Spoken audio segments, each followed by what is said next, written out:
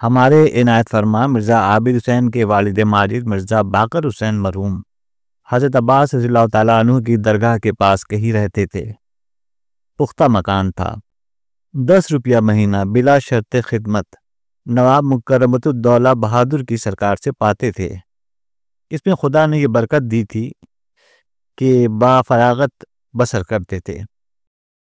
300 روپے کا be be کے ہاتھ گلے میں گہنا تھا، 150 کا گھر میں اثاثہ تھا، 10-20 روپے وقت بے وقت صندوقچے سے بھی نکل آتے تھے۔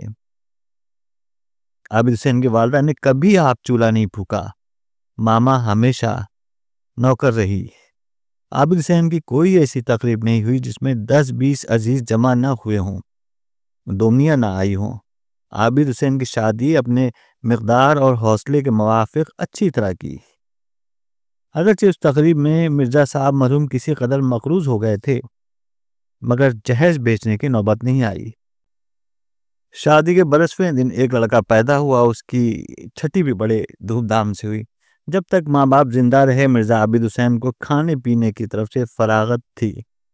محلے میں ایک مولوی صاحب رہتے تھے، ان سے فارسی پڑھتے تھے، اسکول میں انگریزی پڑھنے جاتے تھے۔ جب مرزا باقر حسین نے انتقال کیا، عابد حسین مڈل کلاس تک پہنچ گئے تھے۔ اگرچہ والد کے مرنے کا صدمہ بہت سخت تھا، مگر جوں توں کر کے مڈل پاس ہو گئے۔ والد کے مرنے کے بعد گھر کے انتظام کا کل بار ان کے سر پر پڑا، مگر اخراجات سے کسی قدر اطمینان تھا، اس لیے کہ نواب کی سرکار سے 7 روپے ماہوار ان کی والدہ کو ملتا رہا۔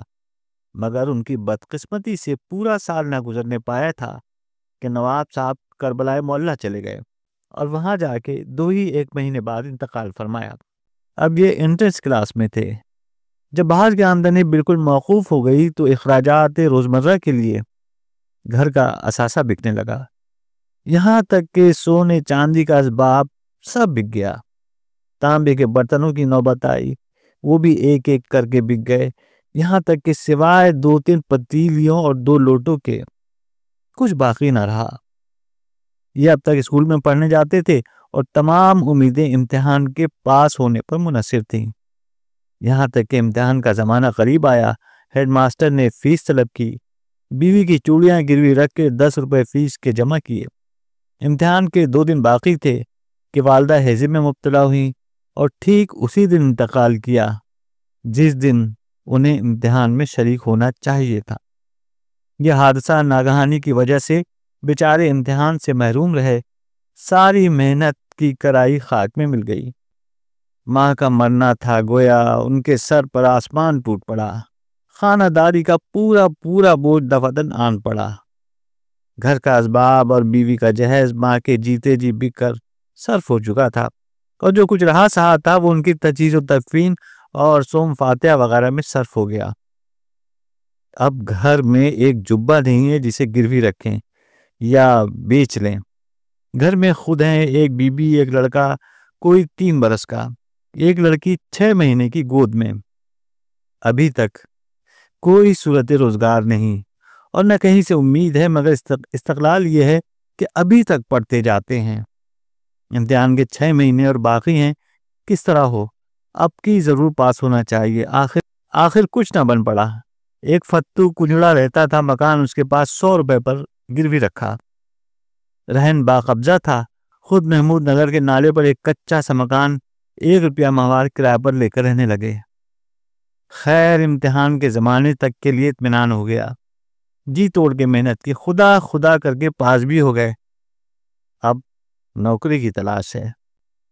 آج بہت ہی پریشان گھر سے نکلے، منہ اترا ہوا ہے، آنکھوں میں ہلکے پڑ گئے ہیں، مارے ذوف کے قدم نہیں اٹھ سکتا، دل میں کہتے جاتے ہیں افسوس آج ہمارے بیوی بچوں کا دوسرا فاقہ ہے۔